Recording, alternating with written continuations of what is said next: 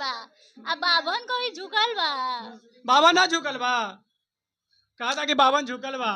कबो ना झुकल बा ना हाँ। झुकी। आप भी पंडित हम भी पंडित, का बात बा? मतलब पूरा ब्रह्मांड हिला देना है क्या? एकदम हिला देवे के। नाम सुनकर पंडित तो नहीं बन हाँ। रहे हो ना? हाँ? नाम सुनकर हाँ। पंडित तो नहीं बन रहे हो ना? नहीं, नाम सुन के तो पंडित नहीं बन रहा। अब उनका आधार कार्ड दे दी। आधार उनका कार्ड दिखा आधार दे, कार्ड बाद चाहता। बाद में आधार कार्ड उनका दिखा दे। अच्छा, कौन गाना के बाद शूटिंग बा बताई, थोड़ा गाना गुनगुना दी, थोड़ा पहले गाना में। ए सर हम मॉडलिंग करे आइल बनी, अभी हाँ। गाना नहीं सुन ले, कोनो सिंगर के होई। हाँ, हाँ। तो थोड़ा सा गाना गुनगुना दे ना। ए महाराज कह तनी हम काम करे आइल बनी as a model, as a actress आइल बनी। अच्छा। तो कोनो सिंगर गौले होई, हम सिंगर हमार चाचा थोड़ी बड़े के हमरा के नाम आप गाना पता। आप ऐसा एक्ट्रेस में भी काम कर रहे हैं? जी हाँ। तो कहा जाता है कि भोजपुरी में एक्ट्रेस अगर बनना है तो बेड सेट ये सब करना पड़ता है। हमरा के ना करे के पड़ेला। हाँ। तो हम काहे मान ली? हम्म। हम तो हमरा से तो आज तक कोनो डायरेक्टर नहीं के कहले कि तू हमरा संगे सुतबू तबे हाँ। तरह के काम